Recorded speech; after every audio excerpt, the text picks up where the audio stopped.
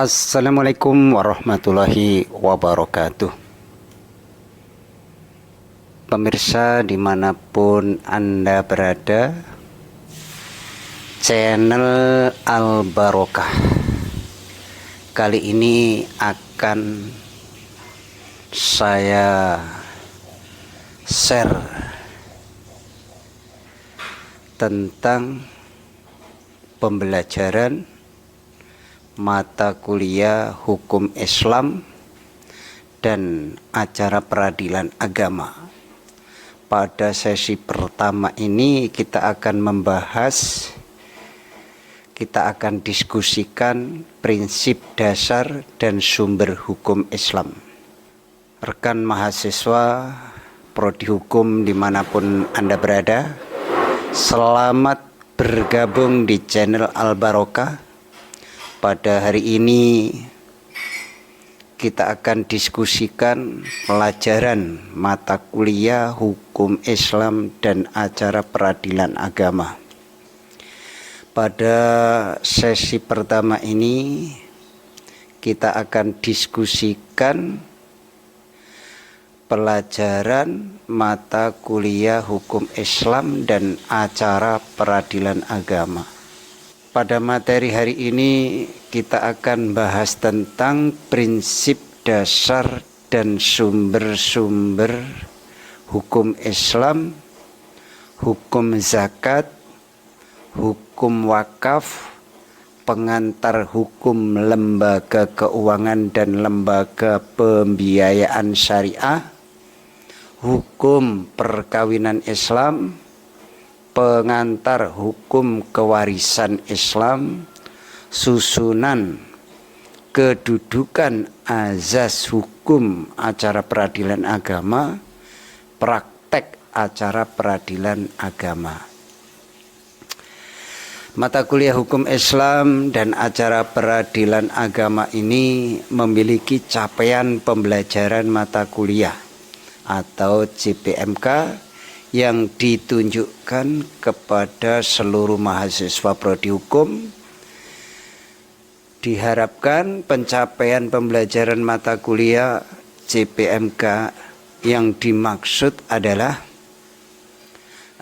kemampuan mahasiswa dalam memahami, menjelaskan hukum Islam serta menyelesaikan permasalahan hukum Islam melalui mekanisme beracara di lingkungan peradilan agama.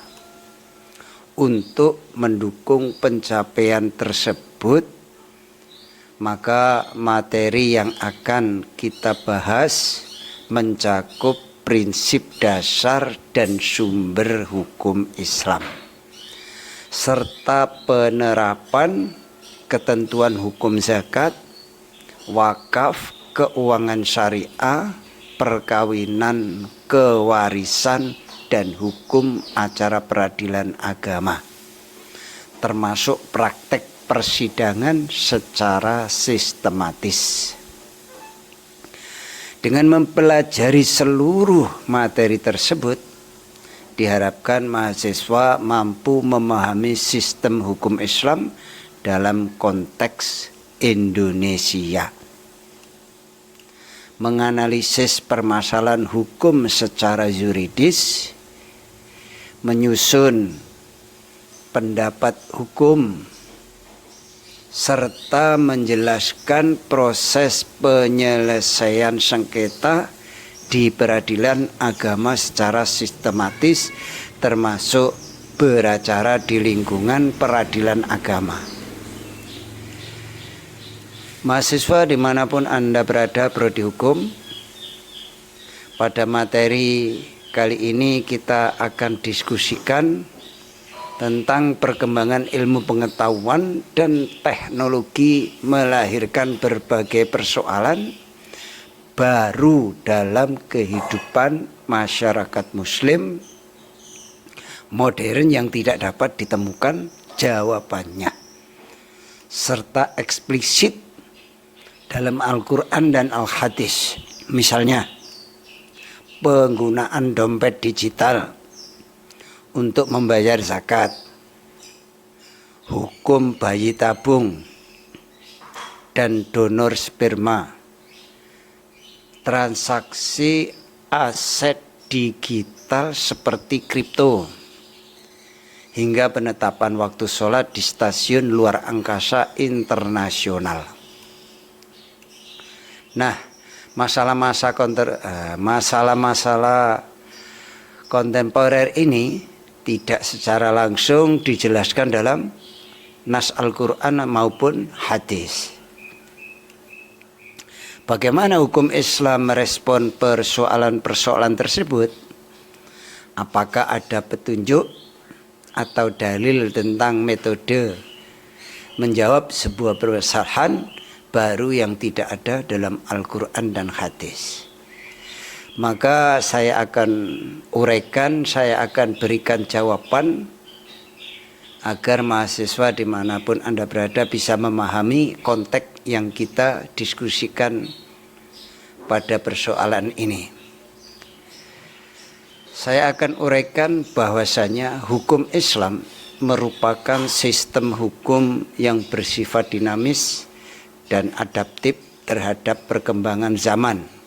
Meskipun sumber utama hukum Islam adalah Al-Quran dan hadis, keduanya tidak selalu menjelaskan secara eksplisit seluruh persoalan baru yang muncul akibat perkembangan ilmu pengetahuan dan teknologi modern. Namun demikian, Islam menyediakan kerangka metodologis, yaitu usul fikih, yang memungkinkan ulama dan fuqaha untuk menemukan hukum terhadap persoalan-persoalan baru melalui proses ijtihad. Dalam konteks ini merupakan usaha sungguh-sungguh dari para ahli hukum Islam untuk menggali hukum suatu permasalahan yang tidak ditemukan ketentuannya secara eksplisit dalam nas Al-Quran maupun hadis. Landasan keabsahan ijtihad dapat ditemukan dalam sabda Rasulullah SAW kepada Mu'adz bin Jabal ketika beliau diutus ke Yaman. Ketika Rasulullah SAW bertanya, dengan apa engkau akan memutuskan perkara? Maka Mu'adz menjawab, dengan kitabullah. Rasul bertanya lagi, jika tidak terdapat di dalamnya? Mu'adz menjawab, dengan sunnah Rasulullah. Rasulullah bertanya lagi, jika tidak ada dalam sunnah Rasulullah? Mu'adz menjawab, aku akan berijtihad dengan pendapatku. Rasulullah SAW kemudian menepuk dada Mu'adz sambil bersabda, segala puji bagi Allah yang telah memberikan petunjuk pada utusan Rasulullah terhadap suatu yang diridhoi Rasulullah SAW. Hadis riwayat Abu Dawud. Hadis ini menunjukkan legitimasi ijtihad dalam menyelesaikan masalah baru. Dalam prakteknya, para ulama menggunakan berbagai metode ijtihad seperti qiyas atau analogi, istihsan atau profesi hukum yang lebih ringan, masalah kemaslahatan umum, kebiasaan masyarakat, dan syad al-zariyah, yaitu pencegahan terhadap hal yang menimbulkan kerusakan. Melalui metode-metode ini, hukum Islam dapat menjawab berbagai persoalan kontemporer. Misalnya, penggunaan dompet digital untuk membayar zakat dapat dianalogikan qiyas dengan pembayaran zakat melalui transfer bank selama memenuhi syarat-syarat syar'i seperti kepemilikan harta, nisab, dan penyalurannya kepada mustaqi. Begitu juga dengan transaksi aset digital seperti kripto. Para ulama menggunakan pendekatan masalah mursalah untuk menilai manfaat dan mudorotnya dalam ekonomi umat sebelum menetapkan hukumnya. Sementara itu, persoalan seperti bayi tabung dan donor sperma dibahas melalui pendekatan mahasyid al-syari'iyah, yakni dengan mempertimbangkan tujuan-tujuan syariat Islam, memelihara agama, jiwa, akal, keturunan, dan harta. Dalam hal ini bayi tabung yang dilakukan oleh pasangan suami istri sah dinilai boleh karena tetap menjaga nasab dan keturunannya. Sedangkan donor sperma dari pihak lain diharamkan karena mengacaukan garis keturunan yang dilindungi syariat.